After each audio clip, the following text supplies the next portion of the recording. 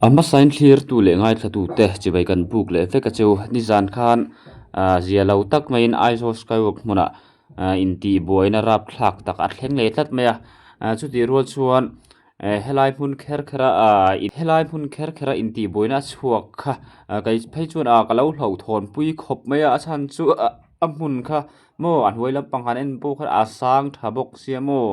chu ti rualin mi then khat helai phuna kalthangam vak lo te kan om lai chu ti rul mi then gat helai phuna a chung so na lo in ti buai khatiang lo in hek thuai thuai khamo an bon ani chu ti rual chuan heta in ti buai te he mi then khat khan vai le mizo ang song te khan an ron sia chu ti rual chuan heti han en mai kha chuan mizo te po khan ang katia chuan heta hian an in ti buai le kha vai pa pakhathin mizo pa hi a khup khan afa to le so boka mi then khan vai le mizo in ti buai ang song te khan an ron se enga po chu ni se he thu hi hre chiang te khan comment section a khan ron soyula chuan enga po chu ni se an in ti buai dan vel hi video an ron po sang ang hi kan thlir honga chuan ngai dan soi turte mo rek turte omni chuan kan rekin kan ngai dan te kan soi ho veang ole ilo thira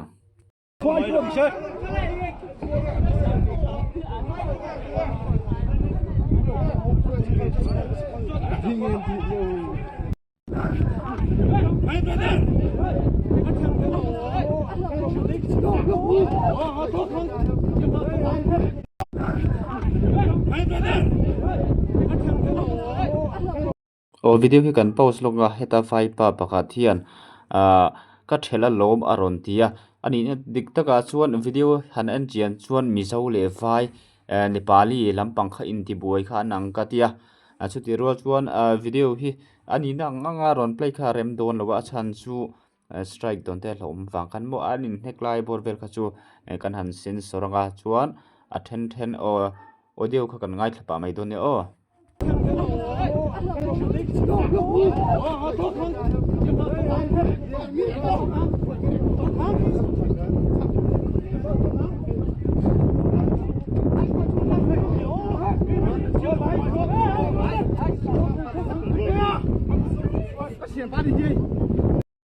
chuan helai video hi kan post lo kanga vai pa pakhat hian te hian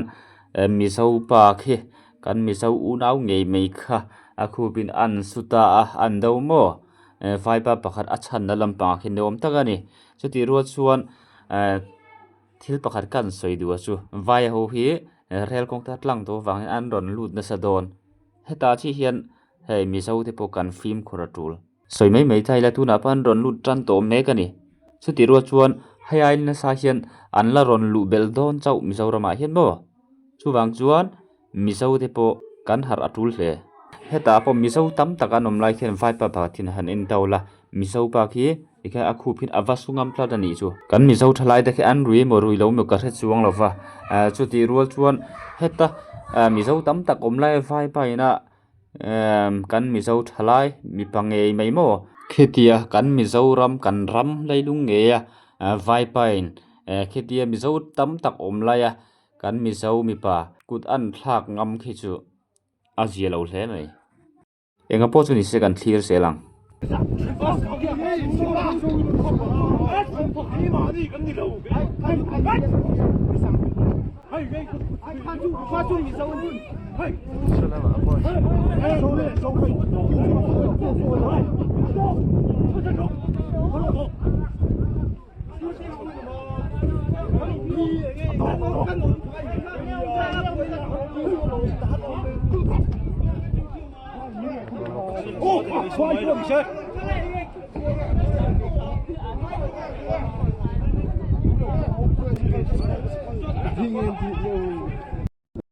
khati chin ka video ron viral chuan deuh main ka ria chu tui rual chuan in lo ngai tua vm ka hrelowa real ron lu thu hian aisol le mizorama hian vai chi rang maksak tak mutur hian tam tan to hleng ka ria mi then ka chuan real ron lu da khatiang he vai ho mo te changkan aken tel ve rim kan ti mai thei heng laka hian mizo mi puite kan inven film khur deuh chu a thadon hlein ka ria chu ti ro chuan he kut do kan ti te mo khatiang vai ho tam tak an ron lut don chu tui rual chuan thil pakhat midang an soi ngam lo ka soi don Vaiho kan mizo nula te hetiang in zuar ho mo kolgar kan ti ho ron ti chak hrim hrima mizoram ron lut po anom don heta hian kan mizo thalai te nula tlangval te pokan in en fi atul mo Vaiho mai bula hian kan in phal mai tur ni lo chuti ruin helai mun kan mizoram chung ngeya Vaiho ina kan mizo thalai te kut an ron thlak ngam kha an huisen nge kan tiang an mol nge kan tiang mo an confidence level kha sang ka tia chuti ro chuan Vaiho hian min ron lu chil tak taka min chim ral tlan me kan ti hi kan riat tharangai tuna tangpo hin an ron ngam patan viau to nia chuna top lampang kan hai le tonga helai in ti buaina mun hi ajo skywalk mun kan ti kha nia asang thavet vet lia kha mai chela kha mai che te ponom ka ria mai che hautan phai chuan kha a rap om don la tuk mo a mun kha sang tha box sia hantlan chet ngai na kha om don si lo mo chuti ro chuan hetiang thil duam lo tak mai hi helai hmuna hi chuan thleng to lo ram se ti kha kan dua chuan helai in ti buaina hmuna hian he mizo tlangval te hian mak ve deuh mai chu ti hian he blanket hi an ron sila hei hi enge om zia ka tia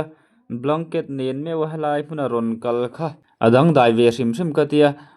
nge vot an lo ti deuh nge mani baka lo vot deuh po ni se korlum mo korlum te pan hat tho khian ka ria enga po chuni se kha kan soi tum chan ber le rek tum chan ber khani chuang lova kan he video kan ron rek chan ber chu enga tinge Vaiho hian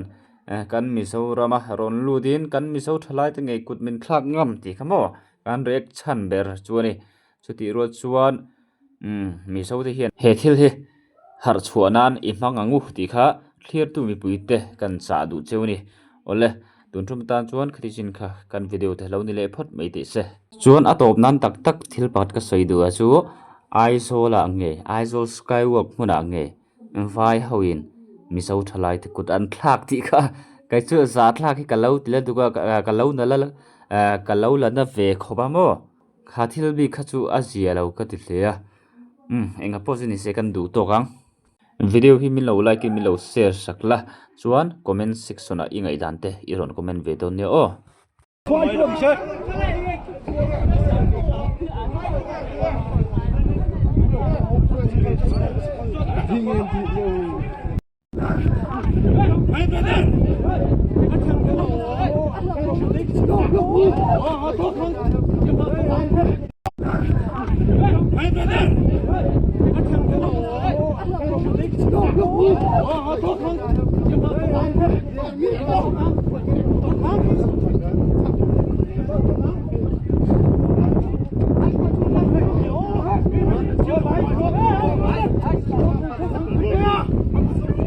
Sincerity.